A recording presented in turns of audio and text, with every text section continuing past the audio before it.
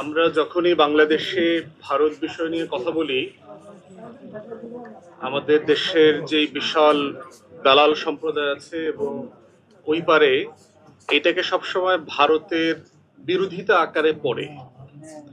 এবং গুরুত্বপূর্ণ হচ্ছে যে পাকিস্তান রাষ্ট্র হবার পর থেকে ভারত যে প্রথম যুদ্ধের মুখোমুখি হয় ৬২ সালে পাকিস্তানের সাথে, এবং ৬২ সালে চীনের সাথে, এবং ৬৫-তে পাকিস্তানের সাথে, দুটো যুদ্ধেই তার লজ্জাজনক পরাজয়ের কারণে যেটা হচ্ছে যে ভারত পার্টিকুলারলি ট্রমাটাইজড হয়ে গেছে।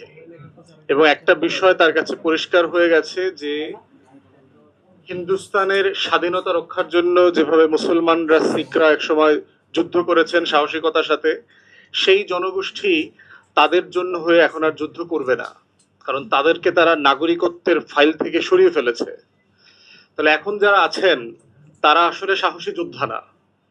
এবং ৬২ সালে এই আমাদের উত্তর পূর্বাঞ্চলীয় অঞ্চল যেটা অরুণাচল, এইটা দখল হয়ে গেল এবং চীন সেটা ৩ দিন দখল করে রেখেছে পরিকল্পিতভাবে। ৩ দিন পরে নিজেরাই ভলান্টারিলি উইথড্র করেছে। এবং বলা হয় ২ বছর পরে নেহেরু যে মারা গেছেন, সেইটার স্ট্রোক, সেইটার যে ধাক্কা, অপমান, এই বেজ্জতি সে আসলে নিতে পারে নাই। এই কারণে নেহেরুর খুব দুঃখজনক মৃত্যু হয়েছে।